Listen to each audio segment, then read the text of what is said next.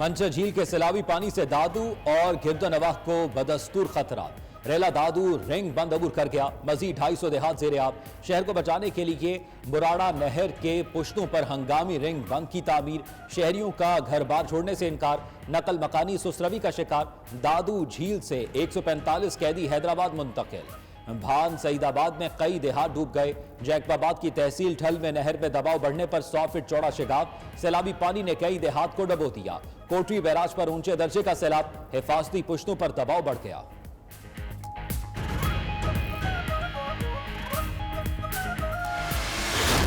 सिंध में सैलाब की तबाहकारी। वबाई अमराज के वार भी जारी। 24 घंटे में गैस्ट्रो और मलेरिया से 4 खवातीन समेत 6 अफराद जाँ बहक। सिंध में सैलाब के बाइस सड़कों की बंदिश। मुतासरीन की इलाज और अद्वियात तक रसाई नामुमकिन। कई शहरों में वबाई अमराज की सूरत हाल अबतर। मच्छरों और गंदे पानी से वबाई अमराज फैलने लगे। अस्पताल मरीजों से भर गए।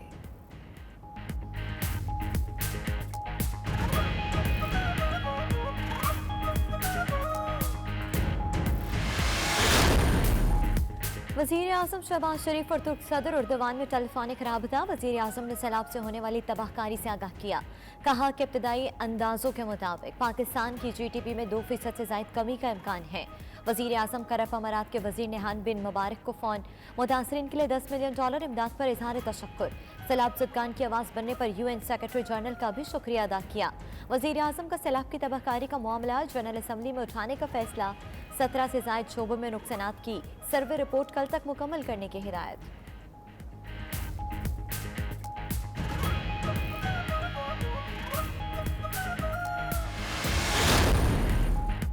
सिंध में सैलाबी पानी निकलने से 3 से 6 माह लग सकते हैं। वज़ीर आला मुराद अली शाह कहते हैं दादू, सक्खर, खैरपुर, बदीर में मुतासरीन खुले आसमान तले बैठे हैं। 15 लाख खैमों की जरूरत है। अब तक 2 लाख तकसीम कर सके। आलमी इदारों को भी रकम नहीं, खैमे, मच्छरदानियां और दवाएं भेजने का कहा है। काश के लिए बीज और खाद का भी इंतजाम करना है। वजीर आजम और वजीर खारजा अक़वाम मुत्तहिदा में भी मौक़िफ़ पेश करेंगे।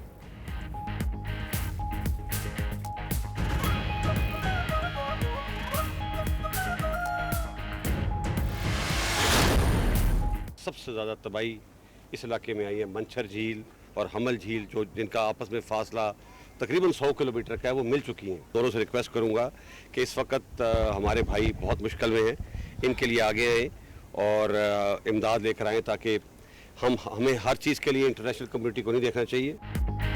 आलमी माहौलियाती तब्दीली से ग्लेशियर पिघल रहे हैं। बड़े डैम बनाना होंगे। Army chief general Qamar Javed Bajwa कहते हैं आबादकारी में दरियाओं और नालों के करीब आबादी से गुरेज करना होगा। आर्मी इंजीनियरिंग कोर के पास कम वक्त में बेहतर कारकर्दगी का हल मौजूद है।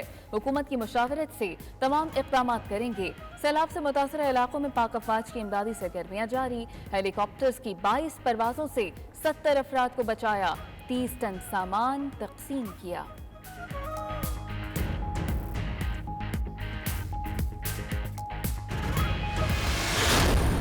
बचाएगा पाकिस्तान, कौन बचाएगा पाकिस्तान। लंदन में PTI बरतानिया की जानिब से एहतजाजी मुजाहरा। इमरान खान को सियासत से -1 करने के अफवाहों पर मुजाहरा। पाकिस्तानी हाई कमीशन के सामने मुजाहरा किया गया। PTI ओहदेदारों, लोगों की कसीर तादाद में शिरकत। मुकर्रीन ने कहा कि इमरान खान 22 करोड़ अवाम के दिलों की धड़कन है।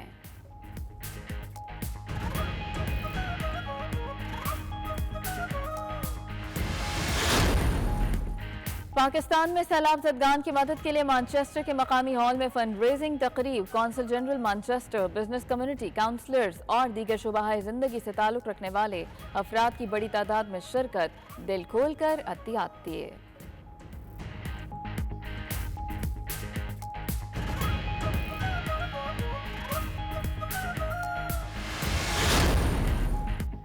बरतानिया और दीगर ममालिक में खालिस्तान पर रेफरेंडम के बाद कनाडा की सियासत में भी हलचल। खालिस्तान रेफरेंडम के लिए 18 सितंबर से कनाडा में वोटिंग का आगाज। सिख फॉर जस्टिस के ज़ेरे एहतमाम 18 सितंबर को टोरंटो के नवाही इलाके ब्रैम्पटन में रेफरेंडम होगा।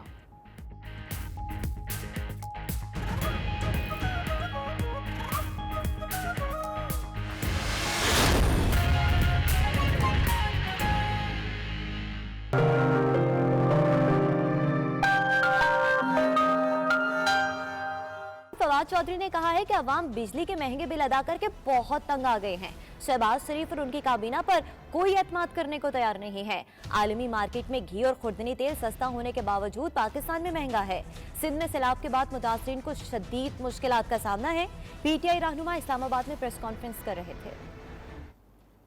हमारे प्राइम मिनिस्टर ने, इस काबीना ने एक भी को मुझे ऐसी प्रेस कॉन्फ्रेंस बता दें जिसमें उन्होंने अपना कोई प्रोग्राम दिया हो। आज जो खुर्दनी तेल है इस वक्त जो इंटरनेशनल मार्केट में वो $1700 के ऊपर था जब PTI की हुकूमत थी।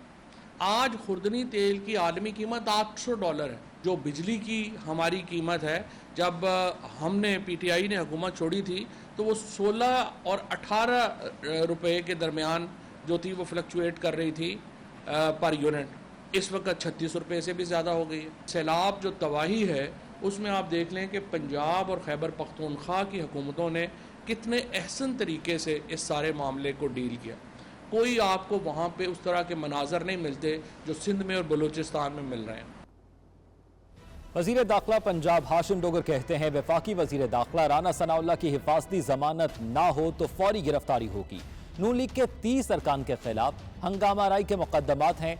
25 MPs समेत सारी नून लीग इस्लामाबाद में छुपी बैठी है।